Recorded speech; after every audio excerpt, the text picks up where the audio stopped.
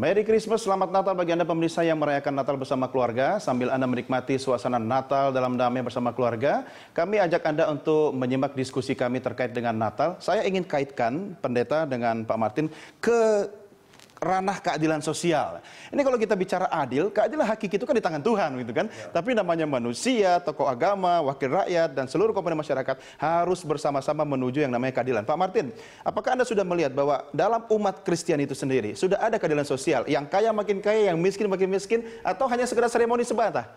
Ya, kan itu seruan kita juga, agar Natal itu kan bisa menunjukkan, mempertontonkan kemanusiaan.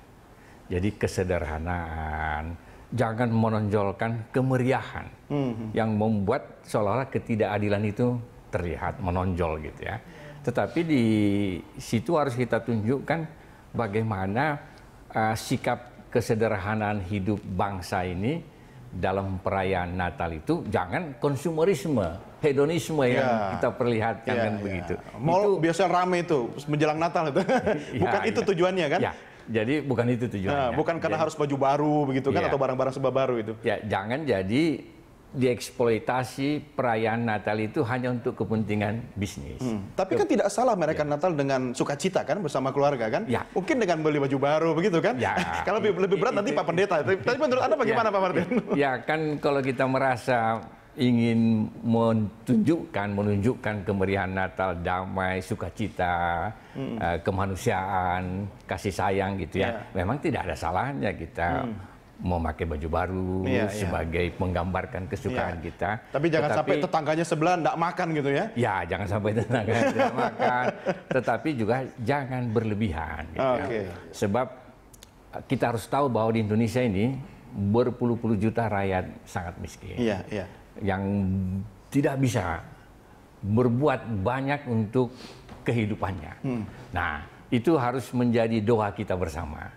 Harus menjadi usaha kita bersama agar gereja-gereja juga bisa menanamkan kepada jemaatnya melalui khotbah bahwa hidup itu harus berbagi. Ya, kalau soal doa saya yakin pendeta itu selalu masukkan dalam doa. Tapi begini Pak Pendeta, yang namanya doa kadang selesai setelah ibadah selesai juga. Ada mungkin umat Kristen kemudian dalam kehidupan sehari-hari dia berkecukupan, bahkan berkelebihan, dia merayakan Natal dengan sukacita, tapi tetangga kiri kanannya mungkin umat agama lain atau yang seiman itu kadang juga tidak diperhatikan. Ini apa yang salah sebenarnya, Pak? Ini sebetulnya masih terkait dengan keadilan tadi.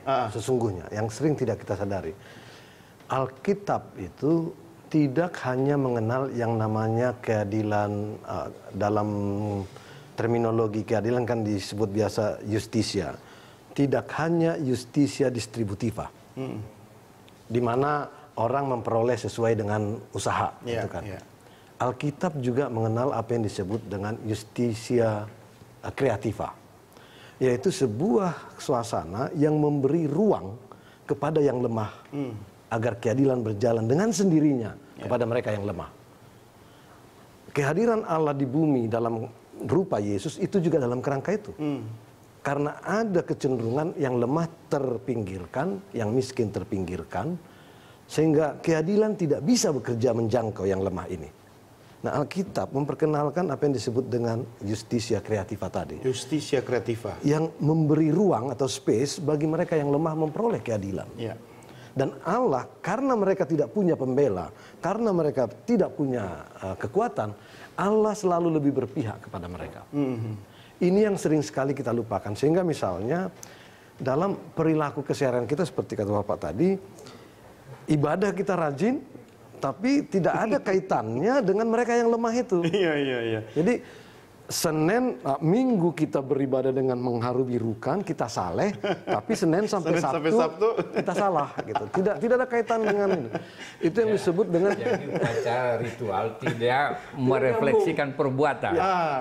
Padahal sebenarnya kalau kita bicara keadaan sosial, ada orang miskin, ada yang berkecukupan. Kenapa harus takut? Kalau kita beri maka akan diberi, begitu kan? Itu simpel sekali sebenarnya. Berkat Allah kan tak berkesudahan. Tapi kenapa susah, pendeta? Ketika orang memberi itu selalu berhitung. Nah, ini kan persoalannya ketika kita ini semua dijebak oleh kecintaan atas diri kita sendiri. Ini materialistik yang terjadi dalam kehidupan manusia sekarang. Ya, tentu materialistik, tapi itu kan lanjutannya gitu. Yang paling mendasar adalah kita itu selalu ukuran segala sesuatunya adalah saya. Jadi Erich Fromm katakan ada dua jenis orientasi manusia, orientasi memiliki dan orientasi menjadi. Orientasi memiliki selalu ingin untuk saya gitu. Sebaliknya orientasi kedua adalah orientasi menjadi, bagaimana saya bermakna bagi kehidupan ini. Kristus sebetulnya hadir dalam rangka yang kedua itu, orientasi menjadi, bagaimana bermakna buat yang lain, manusia. bukan bagaimana memperoleh atau memiliki itu. Kita kecenderungannya yang memiliki ini. Yang pertama. Tapi potensi untuk menjadi itu ada dalam diri kita. Iya, asal selalu diingatkan ya. Betul. Baik, Pak Pendeta, Pak Martin, saya juga mengundang partisipasi pemirsa. Kita coba sapa. Sudah bergabung bersama kita melalui sambungan telepon Pak Erik dari Malang, Jawa Timur. Selamat bergabung Pak Erik. Selamat petang Pak Doni. Ya, apa kabar Pak Erik? Pak Erik merayakan Natal? Shalom untuk pendeta ya. Ya, shalom. Merry Christmas Pak Erik. Semua. Selamat Natal bersama keluarga. Silakan, ada pertanyaan atau komentar? Iya. Terima kasih berita satu. Nah, ini saya ingin mengomentari sedikit ya tentang makna Natal ini, kan tentang kelahiran Nabi Isa ya, Yesus ya. Ya. Ini tidak ada hubungannya dengan kesejahteraan keadilan sosial sebetulnya. Kenapa begitu, keadilan Pak? sosial itu ada di Pancasila. Nah, untuk makna Natal itu seharusnya melihat dari pemerintahan ini sudah jauh dari harapan masyarakat gitu loh. Buktinya sekarang jangankan tokoh-tokoh agama, menteri agamanya pun korupsi, gimana itu?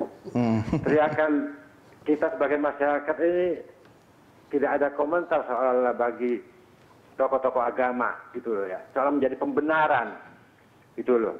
Nah, terus kalau sekarang dipertanyakan menteri agamanya sudah korup, tokoh agamanya gimana ini? Nanti umatnya gimana Pak Erik ya?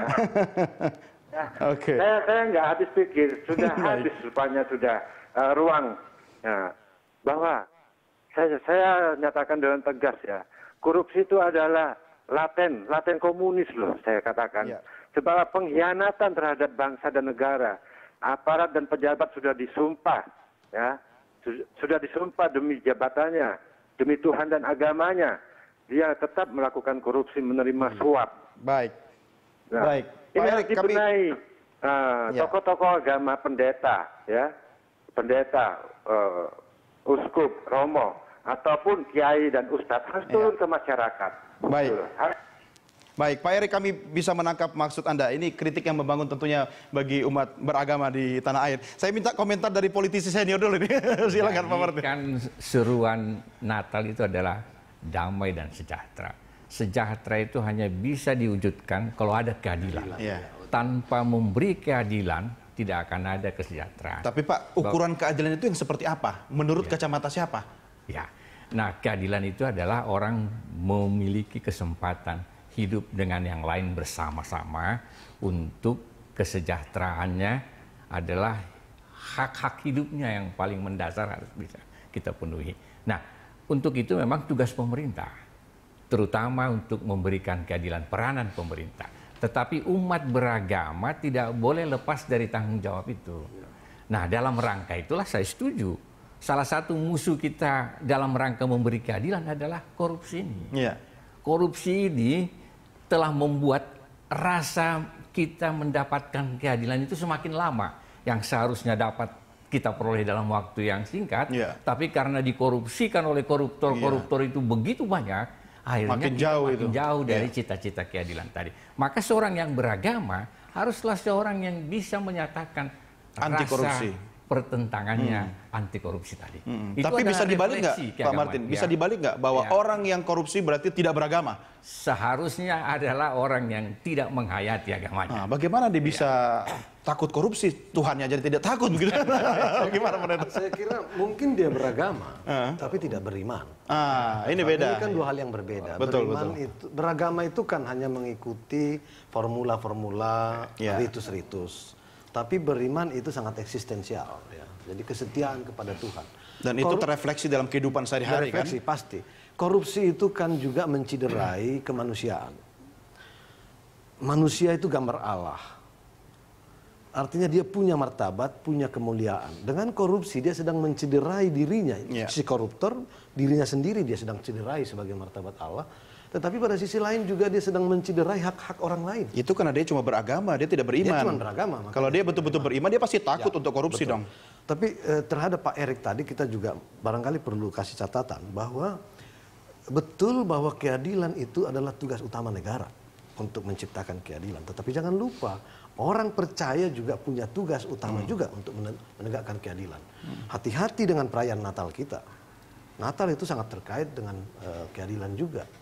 Saya katakan tadi, keadilan dalam Alkitab adalah ketika orang lemah mempunyai ruang untuk masuk dalam skop keadilan itu. Ketika keadilan tidak berpihak kepada, ketika hukum tidak berpihak kepada orang lemah, keadilan itu menjadi sirna. Amos 5 katakan, enyahkan daripadaku perayaanmu. Lagu-lagu gambusmu aku tidak mau dengar. Atau dengan bahasa sekarang, lagu-lagu jingle bellsmu itu aku tidak mau dengar. Lagu malam kudusmu itu aku tidak mau dengar. Perayaan Natalmu aku tidak mau dengar. Tapi biarlah keadilan bergulung-gulung seperti sungai. Itu dalam Amos 5 ayat 20-21 loh. Bukan kata pendeta Komar. Itu kata Alkitab. Yohanes Pembaptis katakan sebelum kedatangan, "Hei kamu ular beludak yang tidak melakukan keadilan." Loh itu kepada tokoh-tokoh agama dikatakan. Jadi saya setuju dengan Pak Erik, sekarang memang persoalan kita, saya tidak menyinggung Menteri Agama, tokoh-tokoh agama juga nggak lepas dari proses ini sekarang.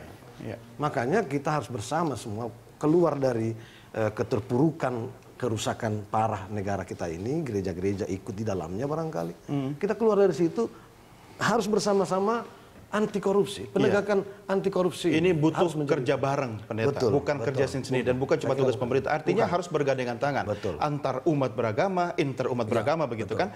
Baik, saya akan lanjutkan di segmen berikutnya. Kita break dulu Bapak sekalian dan pemirsa. Kembali kami ingatkan bila Anda ingin mengirimkan pertanyaan, komentar atau saran, silakan hubungi nomor interaksi yang tertayang di televisi Anda berikut ini. Dan kami akan segera kembali di segmen berikutnya. Tetap bersama Prime Time Talk.